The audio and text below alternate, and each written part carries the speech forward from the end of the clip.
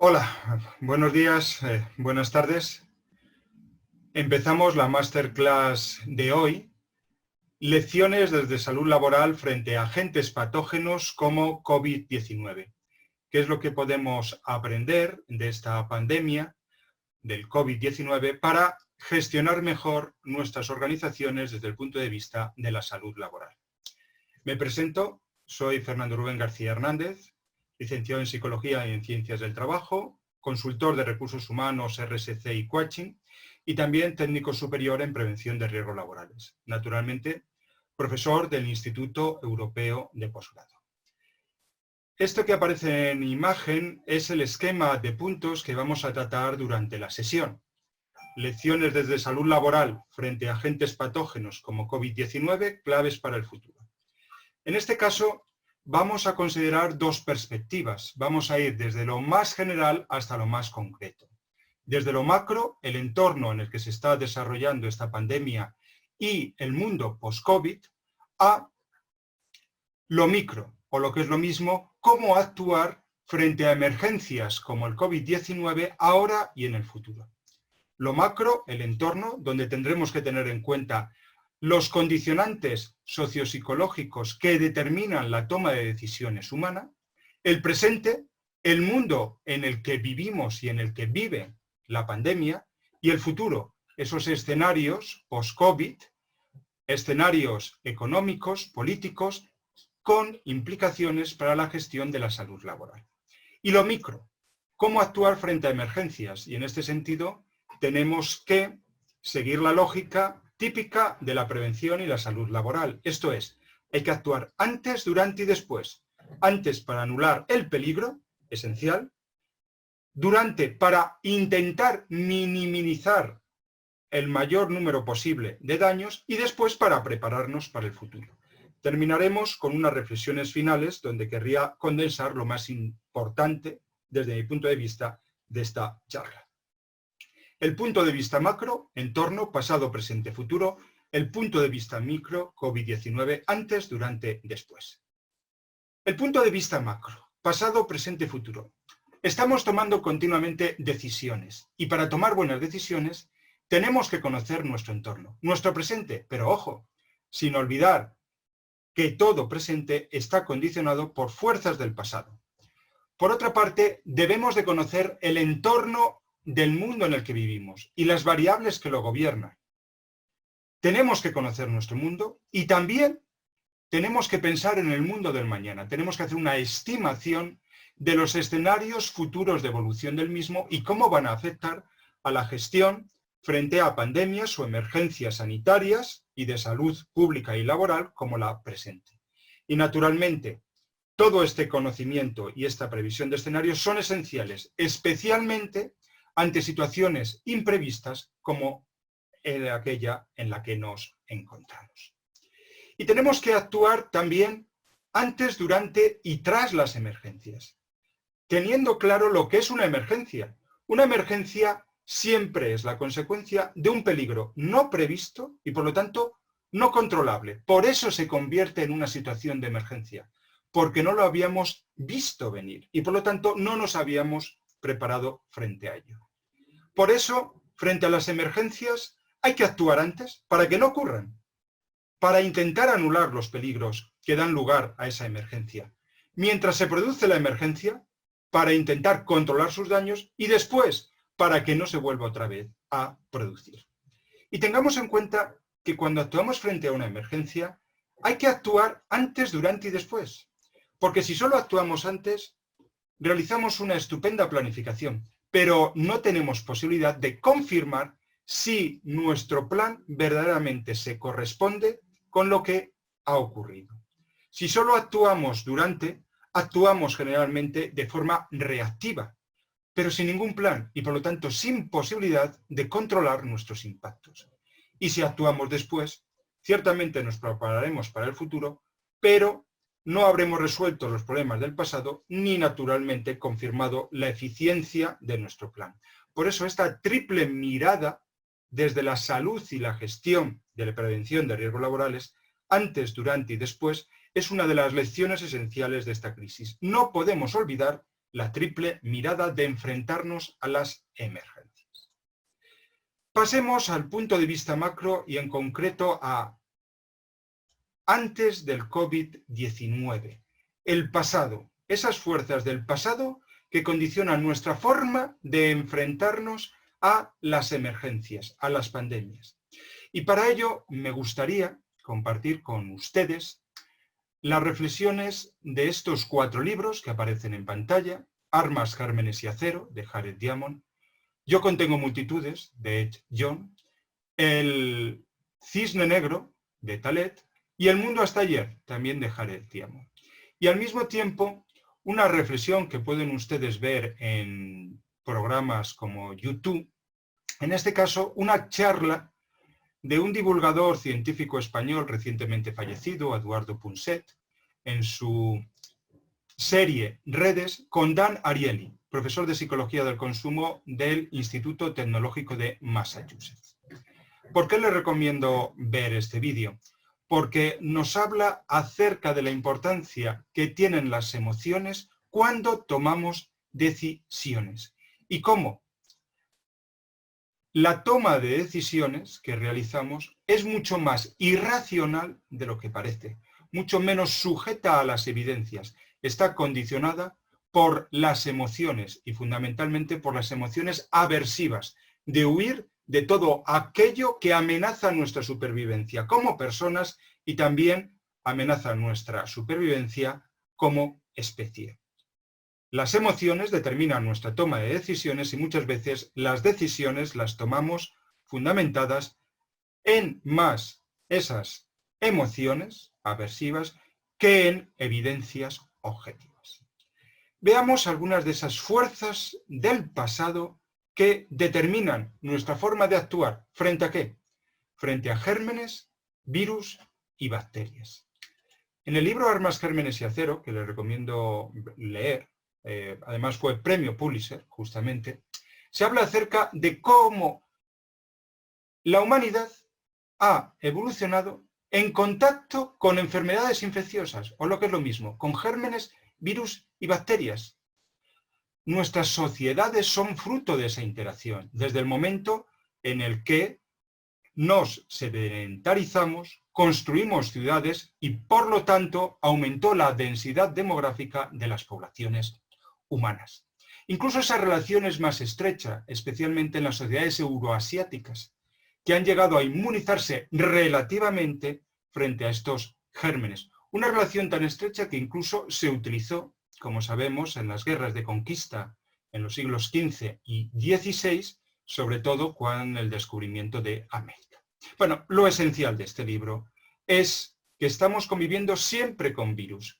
El problema no son los virus. El problema es nuestra capacidad para convivir con ellos, para anticiparnos a los mismos, para controlarlos antes de que sean peligrosos, porque no podemos acabar con ellos. Estaban antes de que nuestra especie naciera y probablemente continuarán más allá de nuestra especie. Este otro libro también es interesante porque nos abre los ojos acerca de cómo en nuestra relación con los gérmenes, con los virus y sobre todo con las bacterias, es una relación de tipo simbiótica. Nunca debemos olvidar que nuestro cuerpo es un universo de microorganismos. Como dice Ed Yong, los seres humanos tenemos una célula de bacterias por cada una de las nuestras. 39 billones de células humanas y 39 billones de bacterias. La cuestión es que las bacterias pesan menos que las células humanas y por lo tanto no son la mitad del peso de nuestro cuerpo. Pero somos un microorganismo donde conviven bacterias y que han moldeado nuestro cuerpo, facilitan la digestión, afinan nuestro sistema inmunitario y liberan moléculas que dirigen el crecimiento de nuestros órganos. Por lo tanto, no podemos acabar con ellas porque en este caso acabaríamos con esta relación simbiótica que es la que ha permitido que la especie humana haya conseguido sobrevivir mejor en el entorno de la Tierra. Y teniendo en cuenta esta relación con los virus, gérmenes y bacterias, ¿cómo nos enfrentamos a los mismos? Sobre todo cuando estos son incontrolables. En el libro El Cisne Negro, que les recomiendo leer, de Nassim Nicholas Taleb, ha sido un libro bastante famoso en todo el mundo, hablaba de los cisnes negros. ¿Y qué es un cisne negro? El cisne negro es una limitación que tiene nuestro sistema de toma de decisiones y que ejemplifica la fragilidad de nuestro conocimiento.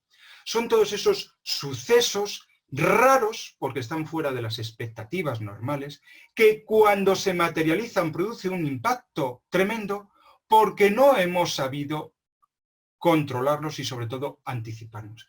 Y porque el intelecto humano tiene un grave problema, y es que confunde lo imposible con lo improbable. Piensa que aquello que es improbable es imposible, cuando en realidad todo lo improbable es posible y por lo tanto todos los peligros y riesgos, por triviales que nos parezcan, tenemos que considerarlos en nuestros escenarios, porque si no, cuando aparecen, no podemos hacer nada frente a los mismos. Tenemos muchos errores de predicción y como dice Nassim Nicholas Taleb, el problema y lo sorprendente no es la magnitud de nuestros errores de predicción, cosa que se está poniendo de manifiesto en esta crisis, sino la falta de conciencia de que predecimos mal el presente y el futuro, porque no sabemos diferenciar entre lo que es improbable pero posible y lo que es imposible y por lo tanto nunca podrá llevarse a cabo. Y por último, El mundo hasta ayer, un libro también muy interesante en el que nos preguntamos qué podemos aprender de las sociedades tradicionales a la hora de afrontar los riesgos. Y Jared Diamond indica, para las sociedades tradicionales el riesgo era parte de la vida. Había que aceptarlo y siempre preverlo, anticipándose al mismo lo máximo posible, puesto que difícilmente era evitable. Eran sociedades que tenían, lógicamente, una concepción trágica de la vida y que vivían en un estado de perpetua tensión. Esa concepción trágica de la vida podía provocar cierto conformismo, pero también obligaba a las personas a anticiparse constantemente, a buscar soluciones para controlar esos riesgos que no se podían evitar. Sociedades, además, que vivían en estrecho contacto con la naturaleza y que entendían los ritmos de la naturaleza. Y, naturalmente, entendían que nunca ningún virus, bacteria o germen va a desaparecer. Sin embargo, en nuestras sociedades actuales hemos perdido esa tensión, porque el riesgo lo percibimos absolutamente controlable mediante medios tecnológicos. Incluso la enfermedad, la muerte no se perciben como hechos naturales, sino como inconvenientes de los que hay que huir. Esto da lugar a que ponemos demasiado énfasis en la tecnología y no en la prudencia y en la responsabilidad de cada uno de nosotros a la hora de poder afrontar los riesgos de la vida. Lo que decía Jared Diamond en este libro tan interesante era que tenemos que volver otra vez a aceptar lo que significa el riesgo y las responsabilidades individuales que ello conlleva, sin abdicar nuestra responsabilidad en los medios tecnológicos. Desde este punto de vista macro también podemos ver cómo condicionan esas fuerzas nuestro presente, ese mundo en el que vivimos y en el que viven también las pandemias. Un mundo que, no lo olvidemos, cada vez está más interconectado. Un mundo complejo, pero también muy frágil, lleno de riesgos y de oportunidades. Y que por si algo se caracteriza, sobre todo desde la globalización tecnológica, es porque es un mundo glocal, o lo que es lo mismo, donde hay que pensar en global y actuar en el territorio, en local. Un mundo también donde la salud y la seguridad vuelven a un primer plano, porque los riesgos globales se convierten en peligros locales y en posibles daños aquí y ahora. Un mundo en el que la salud ocupacional y la prevención de riesgos, desde el punto de vista de las organizaciones, se convierten en un elemento estratégico para la sostenibilidad de las organizaciones en el futuro. Un mundo donde la movilidad es una oportunidad, pero también es un riesgo, donde igual que se mueven capitales y servicios, también se mueven virus, cosa que yo creo, sinceramente, que hemos olvidado. Es un mundo en perpetua movilidad, donde lo bueno y lo malo se mueve. ¿Por qué lo hemos olvidado? Un mundo, por lo tanto, donde es necesario anticiparnos ante escenarios cada vez más impredecibles, derivados de esa extrema complejidad. Algo que ocurre en un lugar remoto del interior de China afecta a toda la humanidad. ¿Cómo es posible esto? Un mundo, por otra parte, donde los consumidores están cada vez más formados y exigen a las organizaciones que se tomen muy en serio los impactos que provocan en sus stakeholders, en sus grupos de afectados, o lo que es lo mismo, en los trabajadores como clientes internos, en los clientes, en los proveedores, en las comunidades en general. Un mundo donde las empresas, si verdaderamente son responsables, son seguras tanto dentro como fuera.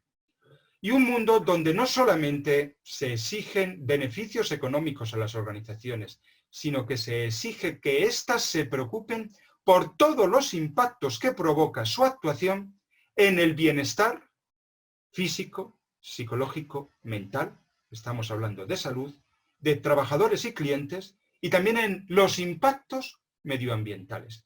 No olvidemos, el mundo de hoy es el mundo de la responsabilidad social y, por lo tanto, de la salud y seguridad global. Y las organizaciones que olviden esto están condenadas a desaparecer o directamente a no ser consideradas por los clientes y los consumidores a la hora de tomar sus decisiones de compra y de inversión.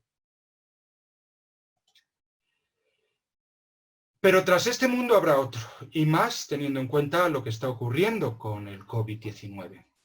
¿Cómo será el mundo del futuro? Algunos efectos económicos y geopolíticos los estamos viendo.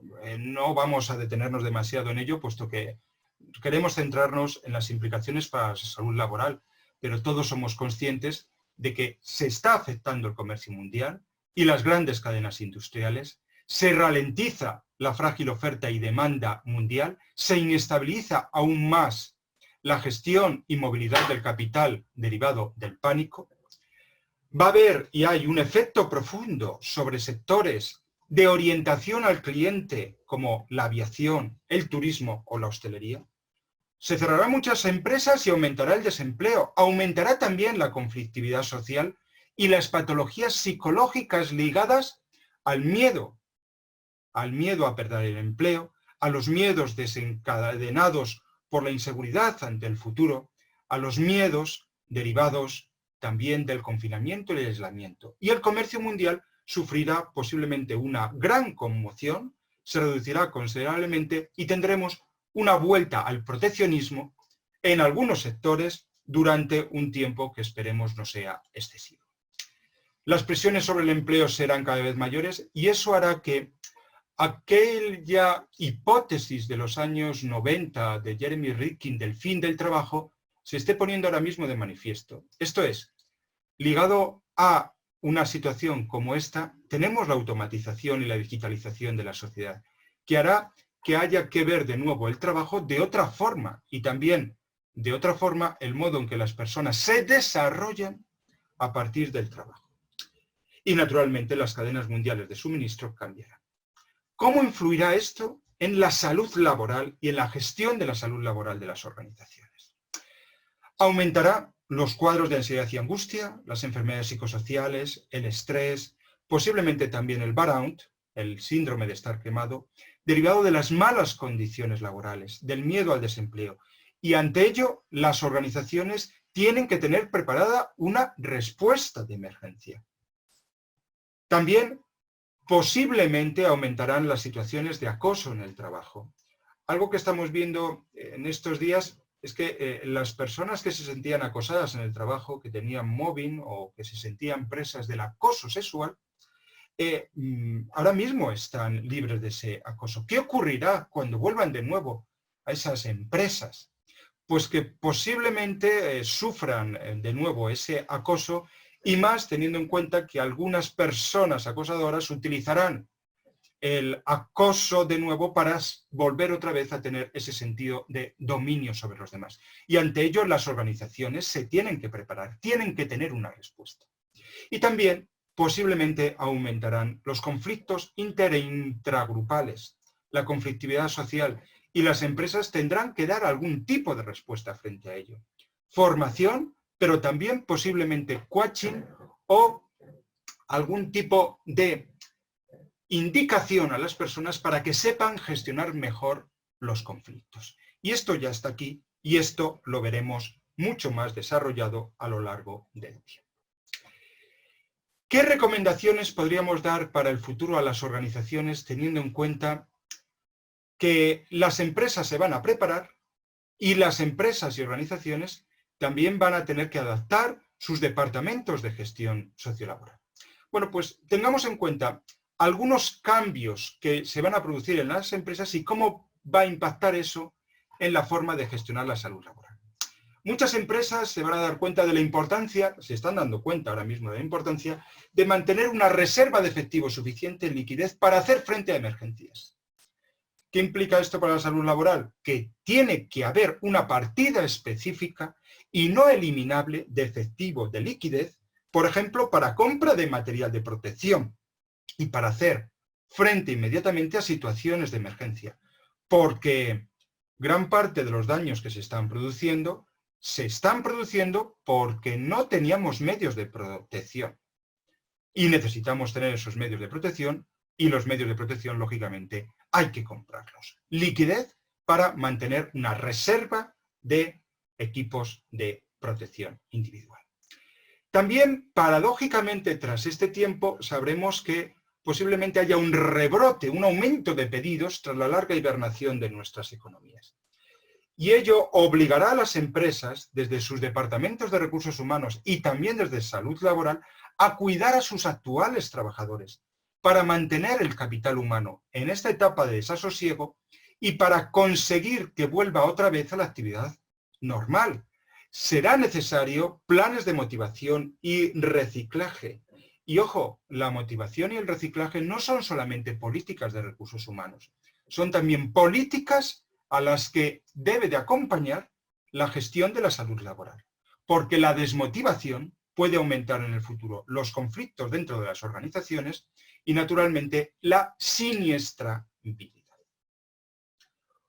Otra recomendación, teniendo en cuenta cómo van a cambiar las empresas a medio plazo. Posiblemente haya una mayor diversificación de las organizaciones. El monocultivo o especialización en un único sector productivo sabemos que nos puede dejar con las manos atadas. Y ello obligará a las empresas a diversificarse. Y también obligará a las empresas a diversificar su gestión de la salud laboral. Esa diversificación en salud laboral implica que los servicios de prevención propios no se deben de centrar solo en los riesgos en el trabajo, ni tampoco en los riesgos en higiene industrial, agentes biológicos o químicos, sino que tienen que adoptar ya de por sí una gestión integral de la salud laboral, afrontando los riesgos ergonómicos y psicosociales. Porque la salud es una, física, psicológica y mental, no solamente la física ligada a los accidentes de trabajo. Y esto supondrá la necesidad de que las organizaciones controlen mejor aquellas especialidades que tienen, por ejemplo, externalizadas a servicios de prevención ajenos y se responsabilicen más de esas actividades que tienen externalizadas para comprobar verdaderamente su impacto y eficiencia. Posiblemente la pandemia obligue a aumentar la capacidad de innovación y la competitividad tecnológica de las organizaciones y también de nuestros departamentos de recursos humanos y de salud laboral y de prevención de riesgos laborales. Por ejemplo, deberemos de mejorar nuestros sistemas informáticos de evaluación de riesgos y usar, por ejemplo, aplicaciones de recogida de sugerencias de empleados para mejorar las condiciones de trabajo. La digitalización también tiene que llegar al ámbito de la gestión de la salud laboral, sobre todo porque necesitamos información de primera mano para poder conocer las situaciones de emergencia y también para poder preverlas. Y para ello la digitalización de las evaluaciones de riesgo, utilizando, por ejemplo, aplicaciones informáticas móviles, debería de ser una opción clave para el futuro de las empresas. También tendremos que dar más importancia dentro de nuestras organizaciones a la planificación estratégica. Y algo que muchas veces va ligado a la planificación estratégica y que olvidamos, la realización de simulacros, porque no merece para nada la pena un plan que no se pueda prever, que no se pueda realizar un simulacro antes de que verdaderamente se tenga que poner en marcha. Eso implicará también en salud laboral una planificación que implique una mayor investigación de accidentes y de enfermedades profesionales y la realización de simulacros. Simulacros no solamente los típicos que se realizan en nuestras organizaciones ligados a los incendios o las inundaciones, no, simulacros ante situaciones de pandemia. ¿Habíamos realizado en nuestras empresas, en nuestras organizaciones, un simulacro ante una situación como esta? Posiblemente en alguna empresa sí, pero en la mayoría no. ¿Por qué? Porque como era improbable, pensábamos que era imposible. Y ese es nuestro error. Y dentro de esta gestión de riesgos, los riesgos laborales se han de considerar siempre vinculados a los riesgos para la salud pública. Y eso implica que los departamentos de riesgos laborales, de salud laboral, de prevención de riesgos laborales de las organizaciones tienen que estar en constante contacto con los departamentos estatales, regionales, provinciales, de salud pública, para poder trabajar conjuntamente. La salud laboral depende y deriva de la salud pública y viceversa. Visto el entorno macro, centrémonos en el entorno micro, esto es, cómo actuar ante emergencias concretas como la actual, el COVID-19, teniendo claro que hay que actuar antes, durante o mientras y después. Antes de que se pueda producir una emergencia. ¿Para qué? Para anularla. Vamos a indicar a continuación algunas claves en esta actuación previa. Ya les puedo decir que en esta actuación micro, antes, durante y después, la parte esencial siempre es el antes. Y en el antes, clave. No olvidemos nunca los propósitos de la salud laboral y de la prevención. Los propósitos de la salud laboral y de la prevención no es que no existan accidentes o enfermedades, sino que nuestras organizaciones sean más saludables y sostenibles. Gracias a que no existen accidentes y enfermedades, nuestras organizaciones son más saludables y sostenibles. El objetivo es que no existan esos accidentes, esas enfermedades, para conseguir el propósito, la meta, la salud y la sostenibilidad. Y por eso es preciso no olvidar que tenemos que diseñar desde el principio puestos y lugares de trabajo no peligrosos y que promuevan la salud integral de las personas, la física, la psicológica y la social. Y eso implica que también otro propósito de la salud laboral es la anticipación ante posibles y seguras nuevas crisis de salud y aprovechar los riesgos para fortalecer nuestras organizaciones y, naturalmente, vincular más a los trabajadores a las empresas, porque personas sanas están motivadas y por lo tanto serán más eficientes como trabajadores. La salud laboral no es un mero cumplimiento de normas. La salud laboral está enfocada a la satisfacción de las personas para conseguir que sean más productivas y eficientes en un entorno seguro. No lo olvidemos. Tampoco debemos de olvidar que tenemos que diseñar todo trabajo, todo puesto y lugar de trabajo desde la salud y la seguridad, no solamente desde la mera eficiencia económica. Debemos de estar atentos a los lugares de trabajo, porque el trabajo seguro y sano se realiza en edificios seguros y sanos. Si los edificios no son seguros y sanos, nuestras personas se enfermarán. El famoso síndrome del edificio enfermo. Bien, pues no lo olvidemos. Y tenemos también que considerar las relaciones entre seguridad, accesibilidad, salud, bienestar y excelencia. Los lugares de trabajo seguros son lugares accesibles para todos, son lugares sanos y son lugares que proveen de bienestar a las personas y por lo tanto donde se pueden realizar trabajos de excelencia. Estas variables tienen que estar presentes y si falla una, fallarán todas. Tampoco debemos de olvidar, antes de que se produzca la emergencia, que tenemos que adoptar principios de actuación. Estos principios de actuación los he cogido de la legislación española, en concreto de la Ley de Prevención de Riesgos Laborales del año 95, en su artículo 13, y son extrapolables a otras legislaciones. Primero, evita los riesgos. Lógico, pero hay muchos riesgos que no se pueden evitar. Perfecto, evalúa. Y sobre todo, combate los riesgos en su origen. No dejes que los peligros se conviertan en riesgos o los riesgos se materializan en forma de daños. Actúa de forma radical frente a los peligros. Adapta el trabajo a la persona. Ten en cuenta la evolución de la técnica para diseñar a riesgo cero.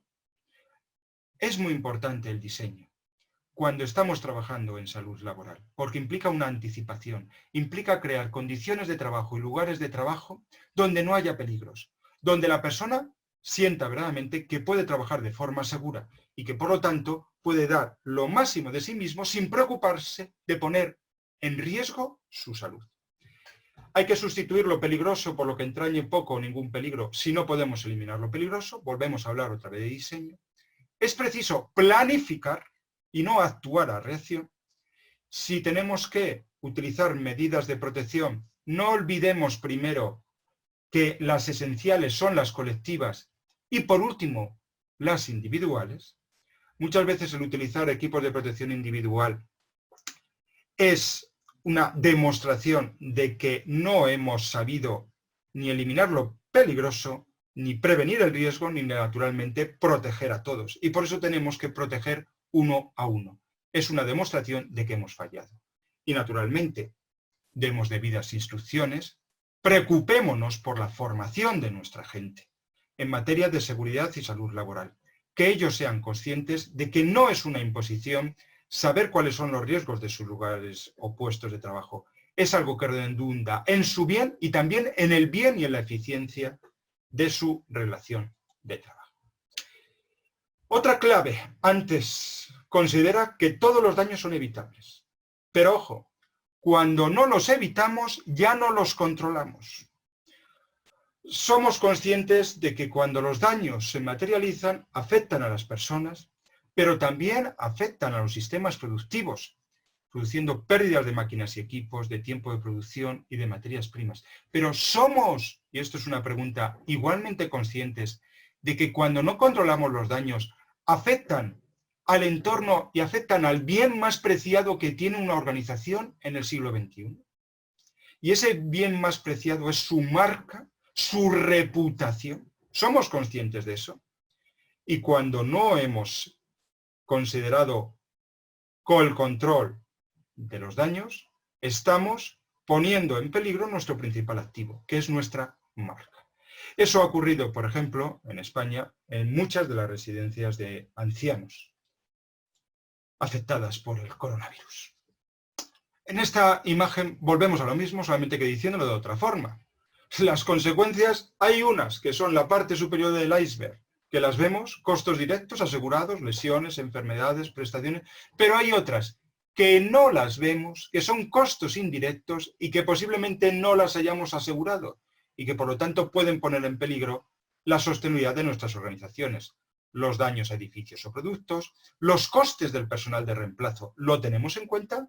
Las horas extras para recuperar la producción. También es un coste el tiempo empleado para investigar el accidente y, naturalmente, los daños reputacionales, que son el principal coste de las organizaciones del siglo XXI cuando hacen mal las cosas. Otra clave, investiga. Investiga por qué ocurren los siniestros, por qué la gente se accidenta o enferma.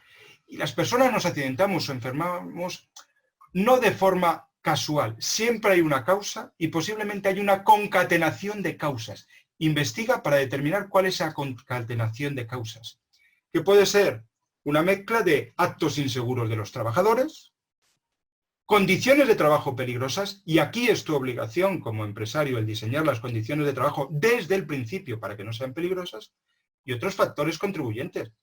Personales, hay personas irresponsables, hay personas que tienen un exceso de confianza y también factores ligados al trabajo. Hay trabajos peligrosos de por sí o peligrosos porque son trabajos con largas jornadas o desarrollados a turnos. Pero me querría centrar en estos factores que influyen en la siniestralidad porque son muy importantes y los deberíamos de tener controlados antes de que ocurriera una situación de emergencia. La baja formación profesional de nuestra gente. El exceso de confianza. Esto es muy importante, especialmente en aquellas personas que llevan mucho tiempo trabajando en los mismos puestos de trabajo y que en realidad han confeccionado su puesto de trabajo en función de sus características. Es también propio de personas que ya tienen una determinada edad y que llevan mucho tiempo desarrollando las mismas funciones. Ese exceso de confianza hace que ya no se tenga la vista perspicaz para poder detectar situaciones de peligro que a lo mejor sí se era capaz de detectar cuando uno no tenía tanta experiencia en el puesto de trabajo. Por eso es tan importante que los departamentos de seguridad y salud laboral tengan en cuenta las susceptibilidades concretas de este tipo de personas.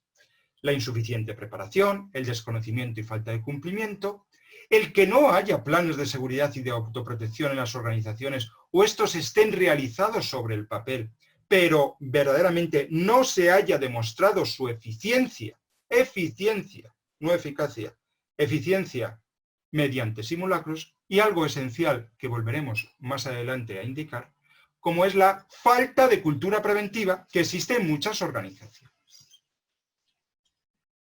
Y cuando hablamos de falta de cultura preventiva, hablamos de que hay una cultura preventiva en muchas organizaciones, podríamos denominarla patológica, reactiva o excesivamente formalista, pero no una cultura proactiva y generativa. No olvidemos lo que es la cultura preventiva.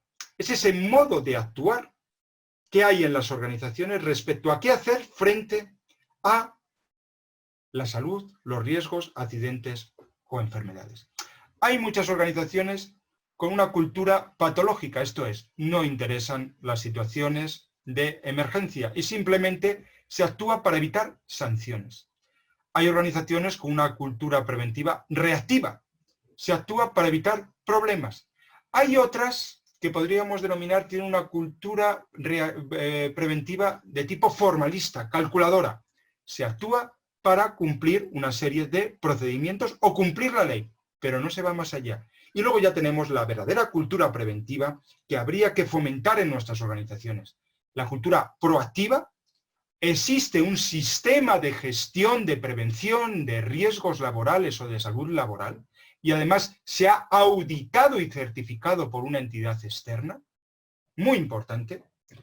Y la mejor de todas, la generativa, que es una cultura preventiva basada en considerar que la seguridad es sinónimo de excelencia. Si trabajamos de forma segura, conseguiremos trabajar de forma excelente y ofrecer unos productos y bienes de excelencia a nuestros clientes externos y también a nuestros clientes internos trabajadores. Este es el tipo de cultura que hay que fomentar en nuestras organizaciones, empezando por la alta dirección, porque la cultura se irradia de arriba abajo y la mejor forma de fomentarla es mediante el ejemplo de la alta dirección y de los mandos intermedios. Otra clave. Adopta una lógica de actuación centrada en que no haya peligros. Clave en prevención y en salud laboral que nunca deberíamos de olvidar. Identifica peligros, por muy improbables que parezcan. Diseña, sin peligros, lugares y puestos de trabajo. Elimina y si no puedes eliminar, sustituye. Y luego ya pasa al riesgo. Si el peligro no lo has podido controlar, tendrás que evaluar los riesgos derivados y actuar frente a los mismos, planificando y previniendo. Y si a pesar de eso sigue existiendo riesgos que se materializan en forma de daño, actúa. Protégete y protege a tu gente. Sin olvidar, revisar todo el proceso y sin olvidar, investigar por qué alguna de las actividades que hemos realizado previamente ha fallado y se ha producido un daño o siniestro. Esta imagen es muy importante porque nos habla de lo que es la lógica del riesgo, del peligro, y cómo frente a esta lógica hay que actuar de forma radical desde el principio.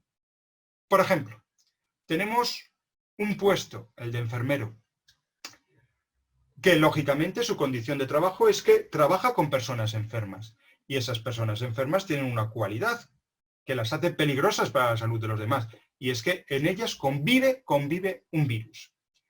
El enfermero tiene una alta probabilidad de trabajar con personas enfermas que tienen una enfermedad derivada de un virus. Y por lo tanto, hay riesgo de contagio y que ese riesgo de contagio derive, por ejemplo, en un accidente o enfermedad profesional, una gripe o el COVID-19.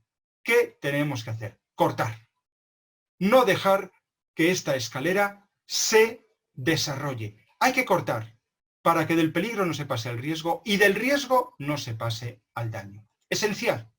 Y eso implica, empieza por lo importante, peligro cero, anticípate, diseña puestos en lugares sin peligro, y si no puedes, elimina lo peligroso, y si no puedes, sustituye, y si no puedes, actúa frente a aquello que sea o pueda parecer improbable, planifica, implementa medidas, evalúa el riesgo, y si no has podido controlarlo, ya sí, actúa frente a los daños.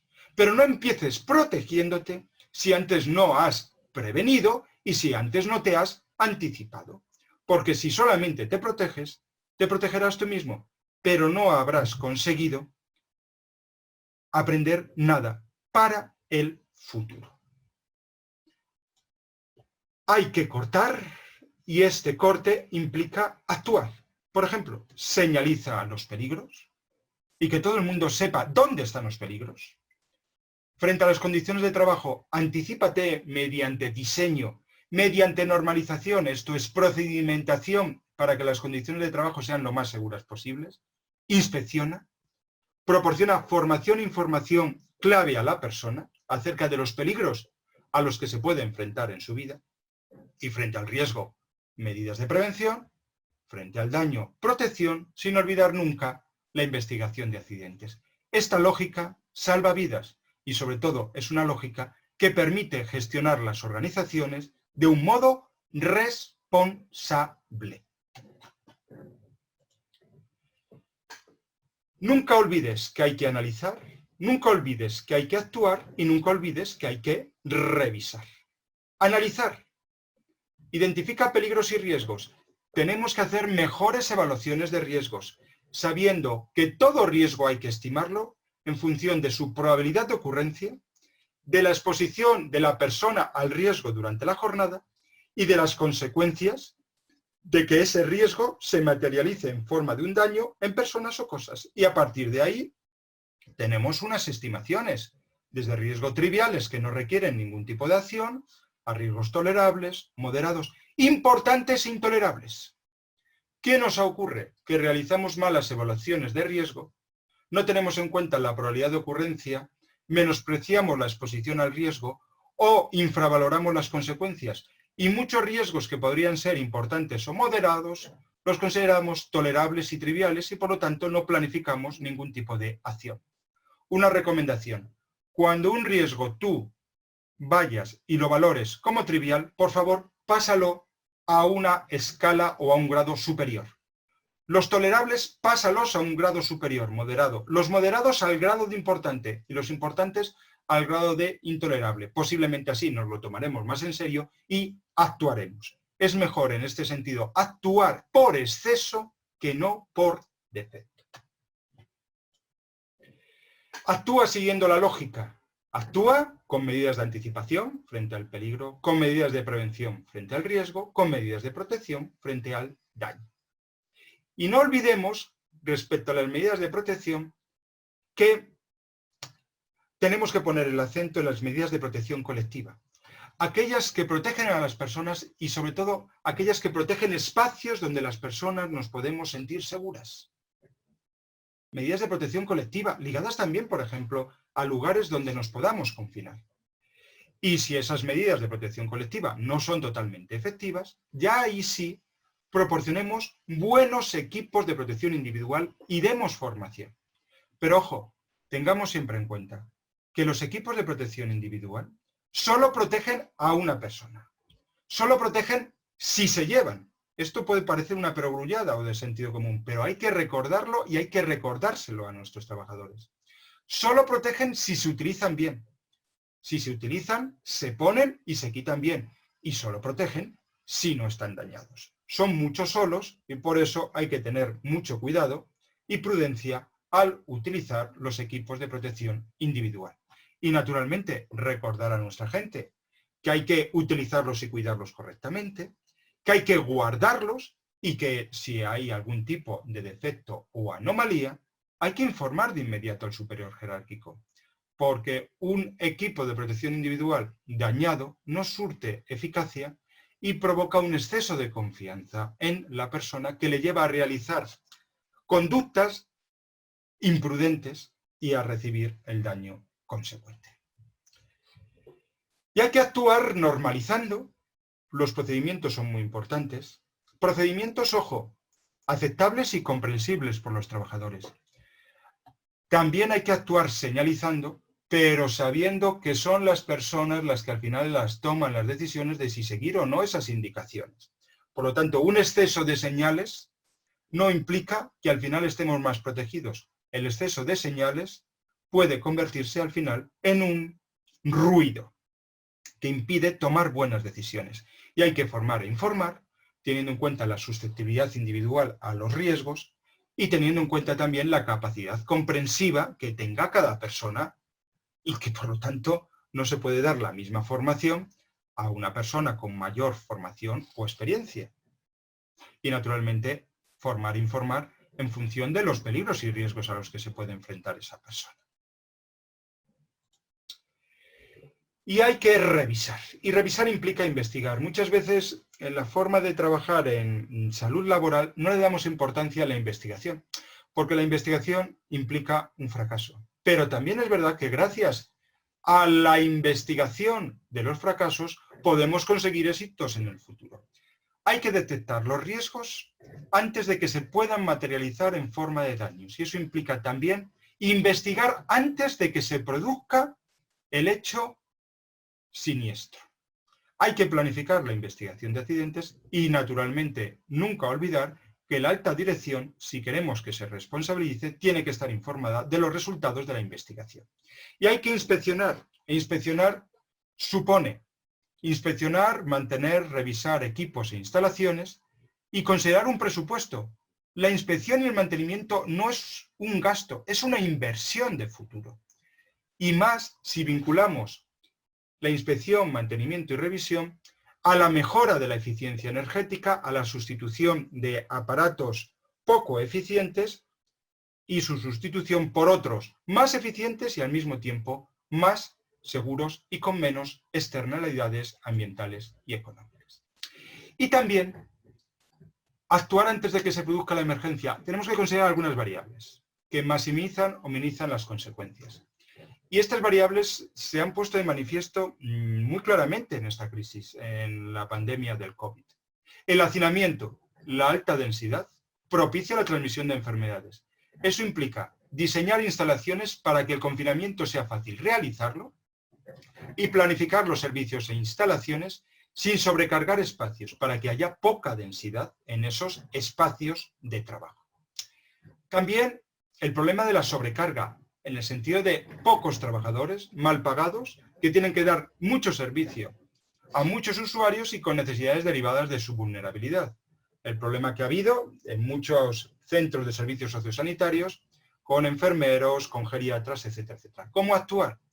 Pues aunque esto suene de sentido común, hay que reducir la ratio entre profesionales y usuarios a los que atender. Claro, eso conlleva un gasto, pero también es verdad que tenemos que tomar decisiones. Proporcionar un mejor servicio o conseguir un beneficio inmediato pero poco sostenible si resulta que se desencadena una emergencia y no podemos dar una buena y rápida respuesta porque no tenemos suficiente personal. Pues nosotros elegimos. Y no hay que quemar a los trabajadores. Los programas de prevención del burnout son muy importantes. También hay que tener en cuenta la suciedad como variable que maximiza o minimiza las consecuencias dañinas para la salud. Esencial el mantenimiento de los sistemas de ventilación, de climatización, de humedad ambiental, atender a los problemas respiratorios de usuarios o trabajadores y, naturalmente, el problema de la vulnerabilidad. Trabajamos muchas veces con personas vulnerables. Y eso implica, sobre todo, que tenemos que crear equipos multidisciplinarios, especializados, desde el punto de vista social y también desde el punto de vista sanitario, porque las necesidades sociales y las sanitarias no se pueden dividir por la mitad. Hay que prever estrategias de aislamiento ante la aparición de brotes dentro o fuera del centro y planes específicos de actuación frente a pacientes con similares patologías. ¿Y actuar mientras se produce la emergencia? Pues mientras se produce la emergencia, lo único que podemos hacer es minimizar daños. Algunas medidas generales, organizativas y específicas de protección personal, sabiendo que solo podemos minimizar daños. Medidas generales. Mientras se produce la emergencia, formación e información fiable y científica, no bulos. Y en eso se tiene que implicar la dirección de la organización. Uso de procedimientos y normas, sobre todo en la limpieza e higiene personal de manos, nariz y boca. Orden y limpieza, orden y limpieza. Estrategias de confinamiento y aislamiento para que no haya contacto de las personas especialmente vulnerables con el peligro. Prevenir riesgos, y aquí las medidas de distanciamiento y de desinfección funcionan muy bien. Y protección, sectorización, uso de equipos de protección individual y en el futuro esperemos la vacunación. Pero como digo, en el futuro. No esperemos al futuro, actuemos antes con las medidas que tenemos a mano. Medidas de carácter organizativo mientras se produce la emergencia. Minimizar el contacto entre personas trabajadoras y los posibles clientes. Considerar planes de continuidad de la actividad ante el aumento de las bajas laborales. Pensar en la redistribución de las tareas y en el fomento del teletrabajo, sobre todo en puestos de tipo administrativo.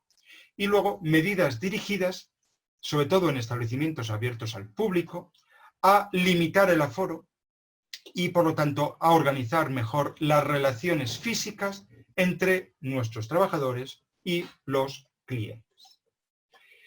Y mientras se está produciendo la emergencia, pues es que tenemos que protegernos. Se tiene nuestra gente que proteger mediante equipos de protección individual. Algunas cuestiones básicas. EPIs desechables o que puedan desinfectarse. Esencial la correcta colocación de los EPIs y también importante su fácil retirada.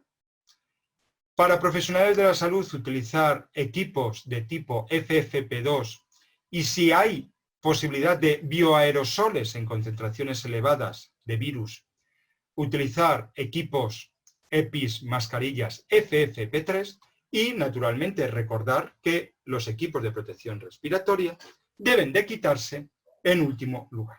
También tenemos equipos como guantes y ropa. Guantes, si se utiliza, que sean desechables. Nunca olvidar la protección del uniforme del trabajador de la posible salpicadura de fluidos. Algo que muchas veces se nos olvida, tenemos que tener taquillas diferenciadas en nuestros centros de trabajo para la ropa de trabajo y para la ropa de calle, para que no se produzca una contaminación cruzada. Y utilicemos protección ocular cuando haya riesgo de contaminación de los ojos. Esas medidas son medidas del Ministerio Español de Sanidad y en la parte de abajo tienen la referencia donde pueden encontrar más información. Igualmente, simplemente efectos informativos acerca de los distintos niveles de protección de las mascarillas, FFP1, FFP2 y FFP3. Y nunca olvidemos que las mascarillas fabricadas en casa no tienen una efectividad comprobada, por lo cual pueden provocar un exceso de confianza. Y el después, y vamos ya terminando. Actuar para que no se vuelva a producir la emergencia. Hay que investigar por qué ha ocurrido lo que no tenía que haber ocurrido. La importancia de la investigación, y una investigación basada en hechos, en evidencias, una investigación, si es posible, externa. Necesitamos una auditoría de por qué nuestra gente ha enfermado y por qué nosotros no nos hemos anticipado a esas enfermedades. Y nos tenemos que preparar para el futuro, concienciándonos a nosotros como empleadores y a nuestros empleados, capacitando y formando a los trabajadores ya, no esperando al mes de octubre, estructurando un plan anual de higiene y seguridad, destinando un presupuesto anual, la importancia de tener un presupuesto en salud laboral, diseñar un sistema de evaluación que nos permita visualizar el plan de higiene y seguridad, tener en cuenta siempre la necesaria relación entre empleador y trabajadores en comisiones de tipo paritario, elaborar reglamentos técnicos, tener en cuenta las técnicas de control y, lo último, pero también muy importante, necesitamos el apoyo y asesoría externa para que realicen auditorías en higiene y seguridad y así comprobemos qué es lo que ha fallado. Esto vuelve otra vez a poner en evidencia la importancia de la investigación de accidentes. Reflexiones finales. No olvidemos nunca seguir la lógica de la prevención y salud laboral. Cortemos esta escalera. Cortemos. No dejemos que el riesgo se materialice en forma de daño. No olvidemos seguir la lógica de la prevención, empezando por la anticipación, buscando eliminar o disminuir las posibilidades de que la persona entre en contacto con el peligro. Y no olvidemos dos frases importantes. Ahora que te va bien, es el momento de transformarte. Nadie debería de esperar a que lleguen los momentos de crisis para mejorar su organización, porque cuando llegan los momentos de crisis hay que atender a las emergencias y a las urgencias. Hay que actuar antes, cuando las cosas van bien, es cuando debemos de cambiar, cuando debemos de invertir, cuando debemos de mejorar, porque así lo podemos hacer de forma gradual, sin prisas, con propósitos claros y sin vernos absorbidos por la urgencia. Si un escenario eres capaz de pensarlo, ya no es imprevisible. Si eres capaz de pensar en una emergencia, por muy improbable o estúpida que te pueda parecer, plantéate que puede ocurrir y por lo tanto que tienes que tener un plan de contingencia. Lo improbable es aquello que sabes que hay una ínfima probabilidad de que pase. Lo improbable siempre es posible. Y terminamos recordando siempre que hay que prevenir y proteger antes que curar.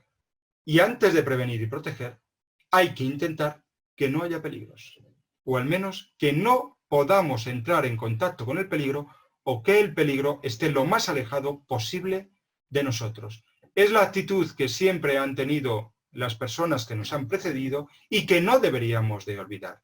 Por eso es tan importante el distanciamiento, por eso es tan importante el confinamiento. Son estrategias clásicas, pero son las que mejor consiguen justamente evitar que el peligro se transforme en un riesgo y éste se materialice en forma de un daño.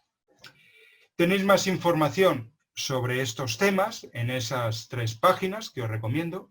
El procedimiento de actuación para los servicios de prevención de riesgos laborales frente a la exposición al COVID es la primera página web del Ministerio Español de Salud.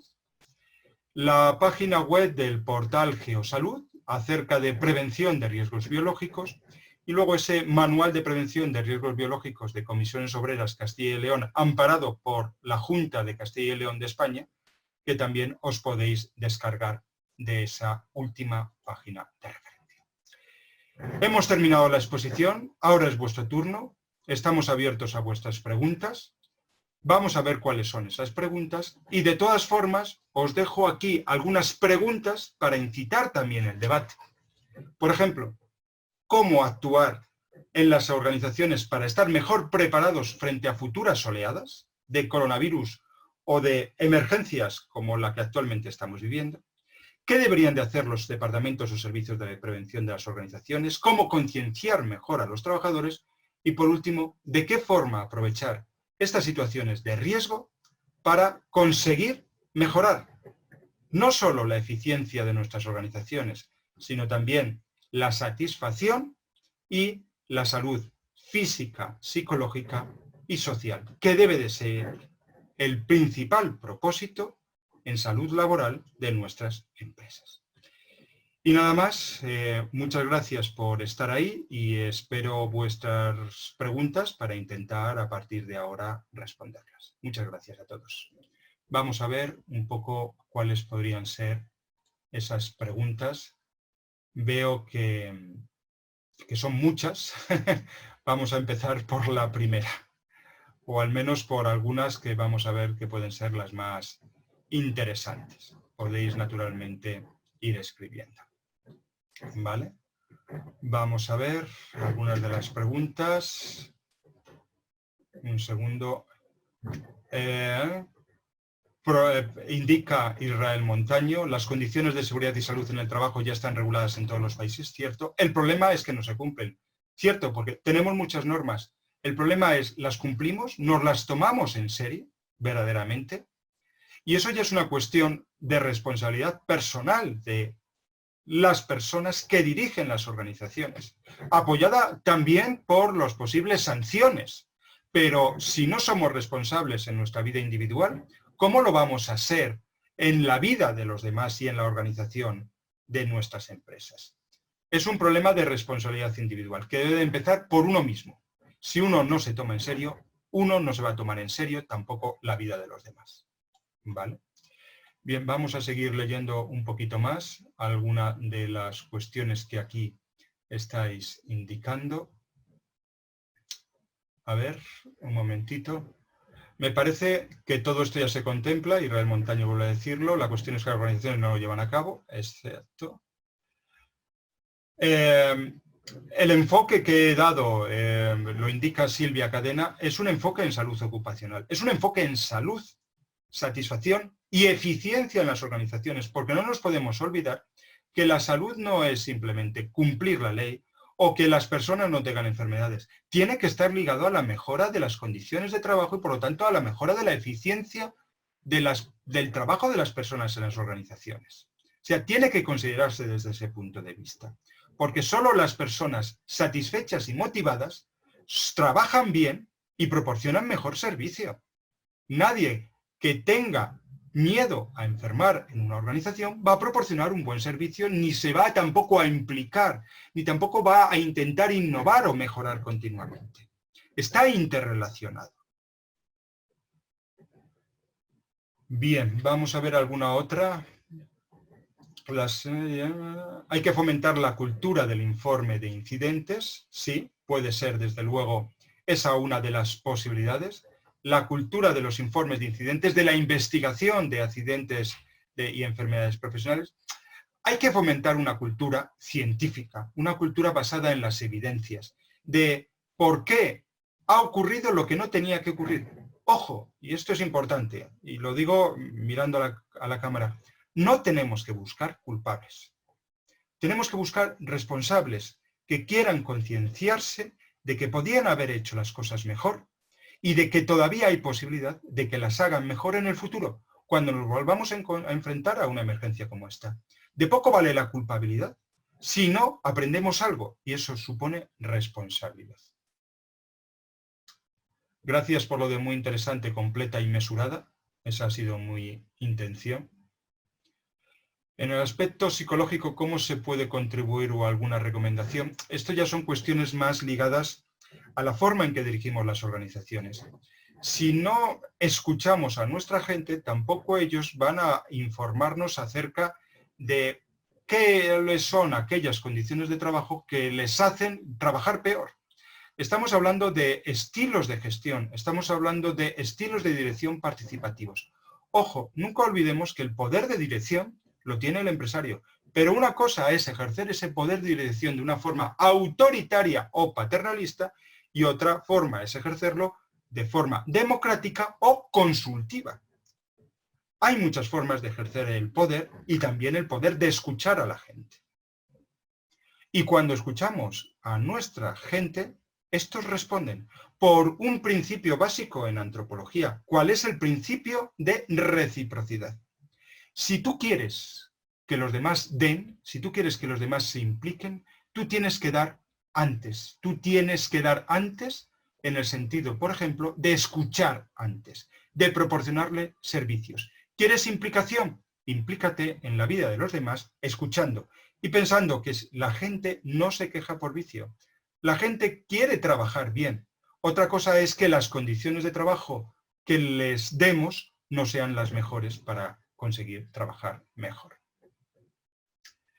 Bien, ¿qué protocolos están usando cuando se tiene un trabajador sospechoso de COVID? En este sentido, os recomiendo la lectura de esa página web, ese manual o protocolo de actuación del Ministerio de Sanidad español. Muy bueno, muchas gracias por la información. ¿Qué estrategia es la mejor para convencer al empleador de cambiar a teletrabajo como medida de protección? A ver, el teletrabajo no es la panacea. El teletrabajo es bueno para el confinamiento, pero es malo, por ejemplo, para conseguir equipos integrados. O es malo también a largo plazo para conseguir que la persona se implique en la organización, porque las personas necesitamos tener contacto con los demás. Otra cosa es compaginar necesarias jornadas de teletrabajo a lo largo de la semana con otros momentos en que nos podamos ver y compartir presencialmente las ideas. Por lo tanto, ¿el teletrabajo ha venido para quedarse? Sí, pero tenemos que utilizar el teletrabajo no como la única opción de trabajo. Eso es muy importante, porque en algún momento tendremos que volver a la vida presencial. Las mejores ideas las tenemos cuando trabajamos con los demás y miramos a los demás. Y ese mirar a los demás no se hace solo mirando a los demás en una pantalla, se hace mirando a los demás en un espacio abierto o cerrado, pero un espacio común. Las personas inconscientemente asocian fin de cuarentena con fin del contagio, lo cual es obviamente un error. Es un error. Lo que pasa es que como todos tenemos tantas ganas de salir de la cuarentena, pues rápidamente encontramos excusas para decretar el fin del contagio.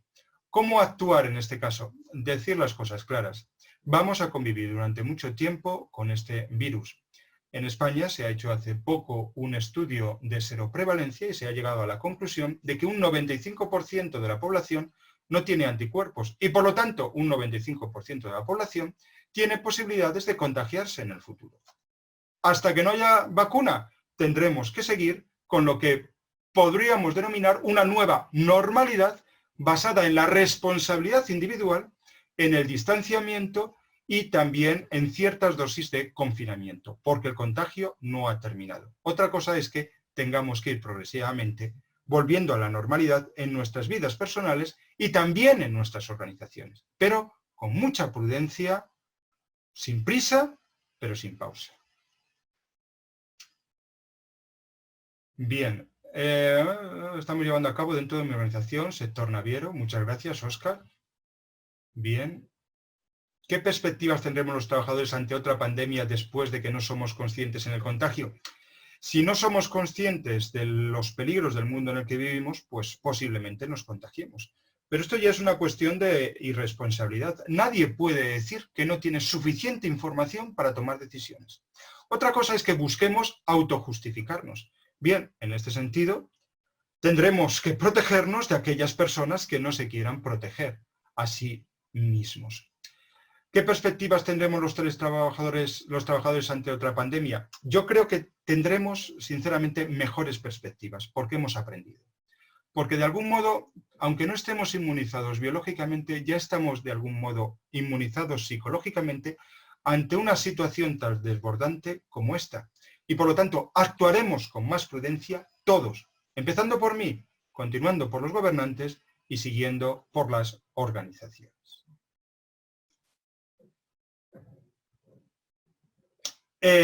Habla QCOM BTD de que su institución no le proporciona uniforme.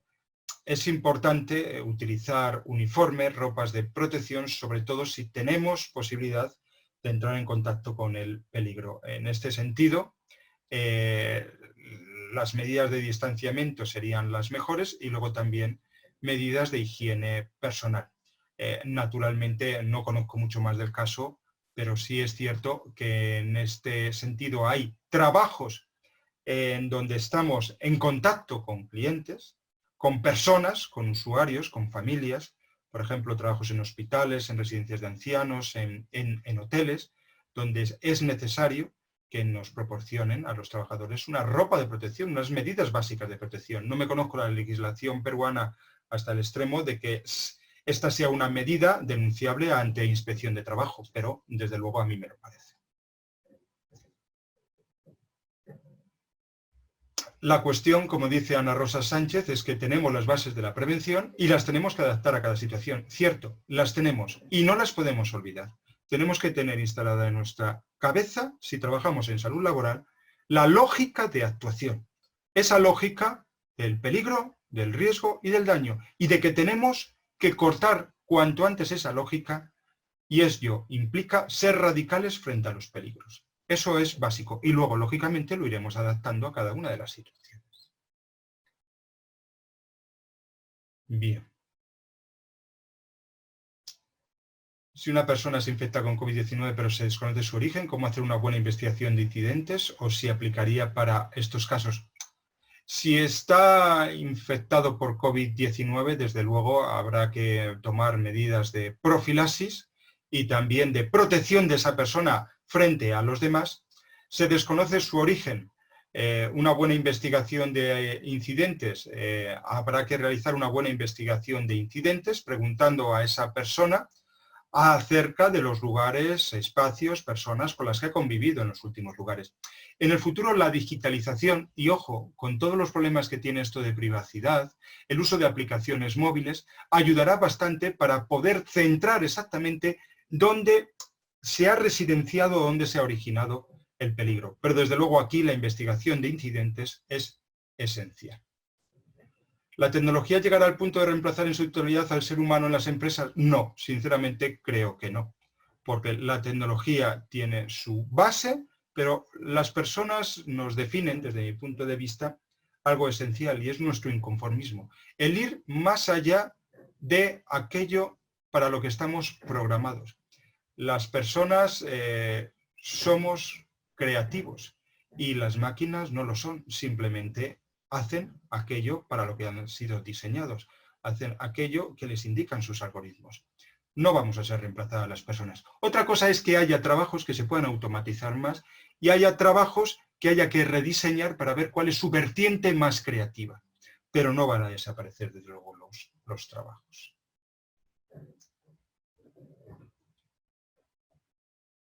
En sistemas de cámara de detección de... Muy buenas tardes, muy interesante la información. ¿Cómo evitar confundir la autoprotección personal con la protección laboral ejecutada por el empleador? Naturalmente, el empleador tiene la obligación de proporcionar los equipos a sus trabajadores para que estos desarrollen su trabajo de forma eficiente y segura. En la legislación española sí está indicado como una de las obligaciones del empleador y entiendo que estará también así indicada en las legislaciones nacionales. Una cosa es que nos protejamos fuera del ámbito laboral con nuestros medios y otra cosa es que el empleador tenga la obligación de proporcionar esos equipos de protección individual. ¿El 5G sea la nueva pandemia como amenazan muchos? No lo sabemos. Cuando esté el 5G puesto en manifiesto, pues veremos cuáles son sus implicaciones. Desde luego creo que no será tan mortífero en el sentido de vidas humanas como lo está siendo el coronavirus.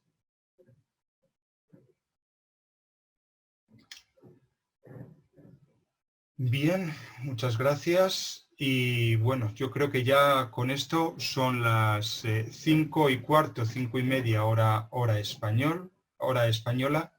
Les agradezco mucho a todos ustedes la participación en esta masterclass del Instituto Europeo de Posgrado y también de la red Suma. Y a partir de ahí, pues muchas gracias, a su disposición para lo que necesiten. Muchas gracias a todos y hasta la próxima. Gracias.